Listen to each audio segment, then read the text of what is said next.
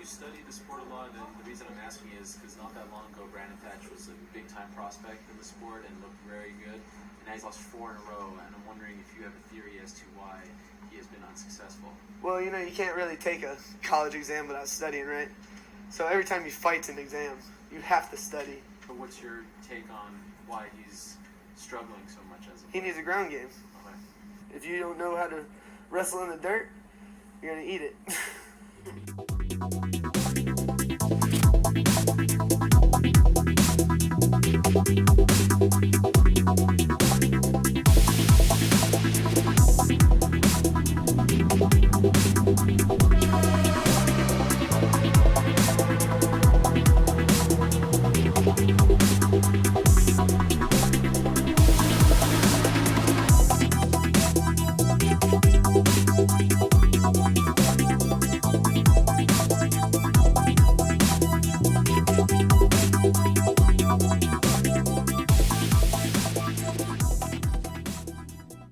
What's up, my fellow violence-loving degenerates? Omoplata Papa here with another episode of my YouTube channel that still doesn't have a name.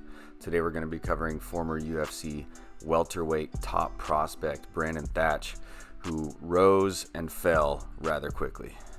And as you probably picked up by now, his fall was due to one very specific hole in his game. Let's get into it. Brandon Thatch was born in 1985 in Denver, Colorado. His adoptive dad was a karate champion, his grandpa was a professional boxer, and he started training karate at only 3 years old, so he's destined to be a badass. He had his first kickboxing fight at age 17, his first amateur MMA bout at age 22. He came up under legendary head coach Leister Bowling, who runs Elevation Fight Team in Denver, Colorado. This is a stacked gym. You see Shane Carwin right here, who fought Brock Lesnar for the belt. Above him, legendary coach Trevor Whitman. Then you got other guys like funny guy Brendan Schaub, a whole room of killers, Matt Brown, TJ Dillashaw, Curtis Blades, Corey Sandhagen, Neil Magny, Brandon Thatch himself, Drew Dober, all these killers. Why is that significant? Because despite all that talent, rumors were that Brandon Thatch was the dude in that room. He was the one giving everyone fits in sparring. There were even rumors that he was knocking out the heavyweights. So, amongst those guys, they said he was the one most destined to become a UFC superstar. So with all that high praise, why didn't he make it? Well, it's a frustrating story that we've seen before. Dudes and gals who are sick at striking sometimes don't think they need to put in the work with the jiu-jitsu. I don't know if Thatch didn't work on his jiu-jitsu, felt like he didn't need to, or maybe he did and it just never clicked. But either way, his grappling never really materialized. But let's get back to his come up first. By the time the UFC signed Brandon Thatch in 2013, he had amassed a pro record of 9-1, with his sole loss coming in his second pro fight via split decision in a fight that took place at the Playboy Mansion, which is pretty fucking cool. But anyways, all of his victories came via first round finish. I mean, that's absolutely insane. 6 of these victories were knockouts, 3 were submissions, which, given the direction of this story, those submission wins are actually kind of ironic. So the UFC signs him in 2013, and what does he do?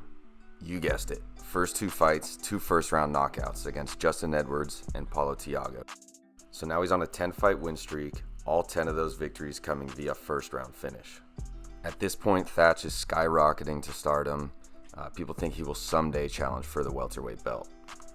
But then we get the first little hiccup in this story, and he has to take nearly 2 years off to heal up some lingering shoulder and ankle injuries.